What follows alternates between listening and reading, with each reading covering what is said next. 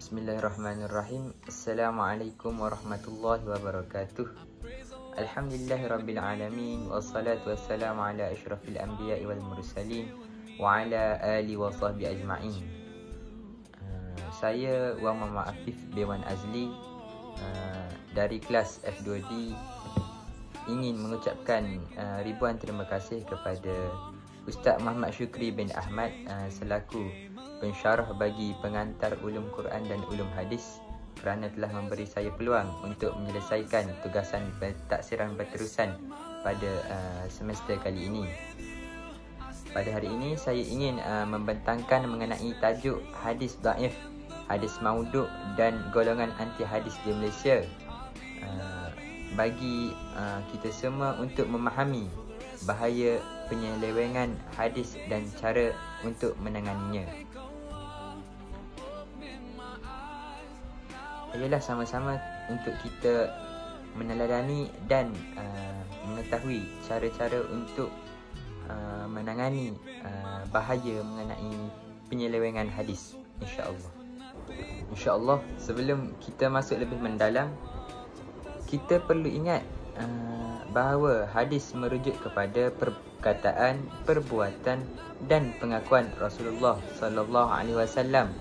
Dalam Islam, hadis menjadi sumber hukum kedua selepas Al-Quran. Namun, tidak semua hadis yang beredar itu sahih.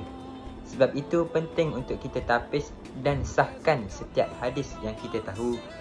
Dan sekiranya untuk kita menyebarkannya, kita perlu memastikan kesahihan hadis tersebut. Seterusnya, hadis maudhu'. Hadis maudhu' adalah hadis palsu yang disandarkan kepada Rasulullah sallallahu alaihi wasallam yang biasanya direka oleh golongan berkepentingan politik atau pribadi. Ciri-cirinya antaranya bertentangan dengan Al-Quran atau hadis sahih serta sanadnya sangat lemah atau tiada langsung. Sebagai contoh, hadis yang berbunyi barang siapa solat sunat 2 rakaat selepas isyak akan dihapuskan dosanya seperti baru dilahirkan. Hadis ini berstatus maudhu' menurut rujukan aplikasi hadis Malaysia. Kita juga perlu menggunakan aplikasi yang berautoriti untuk mengesan kesahihan hadis, insya-Allah. Seterusnya, bercakap mengenai perbezaan hadis dhaif dan maudhu' seperti yang anda lihat pada slide di sebelah. Kalau kita bandingkan hadis dhaif, biasanya masih ada asal usul, cuma sanadnya lemah. Boleh digunakan dalam bab fadail amal, itu pun dengan syarat-syarat tertentu.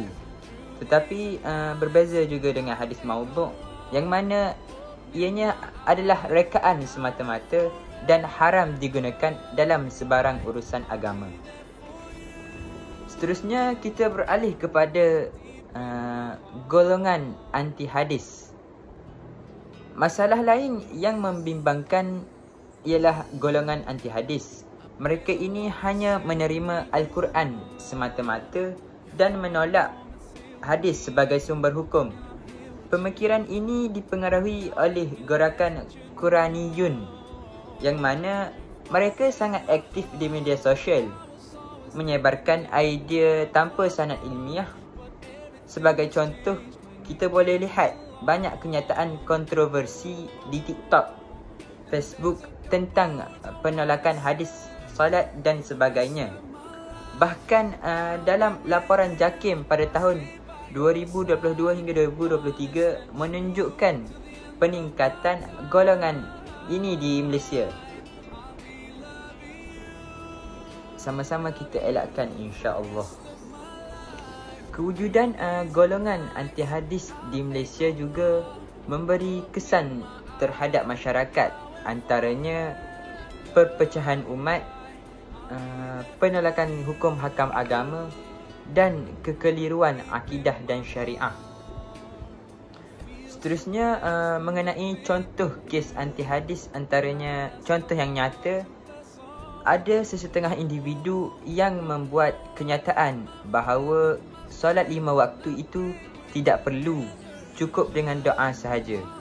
Ada juga video viral yang memperlekehkan hadis sahih.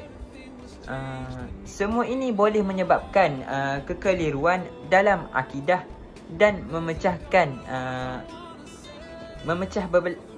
belahkan umat Islam.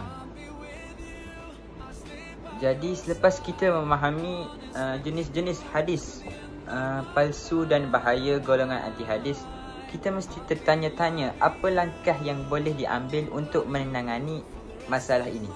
Langkah pertama ialah pendidikan hadis di semua peringkat, terutamanya di sekolah dan institusi pengajian tinggi. Ilmu hadis tidak sepatutnya hanya dipelajari oleh pelajar pengajian Islam sahaja. Semua umat Islam perlu faham asas bagaimana sesuatu hadis itu dinilai, apa itu sanad, siapa perawi dan bagaimana status sahih atau palsu ditentukan. Ini supaya masyarakat tidak mudah percaya pada sebarang petikan hadis yang muncul dalam media sosial atau kumpulan WhatsApp. Yang kedua, penggunaan aplikasi berautoriti sangat penting kerana aplikasi ini membolehkan kita semak sendiri dengan mudah. Adakah sesuatu hadis itu sahih, dhaif atau maudhu'? Ini dapat mencegah kita daripada menyebarkan hadis palsu yang boleh mengelirukan umat Islam. Yang ketiga, peranan JAKIM dan institusi agama sangat penting.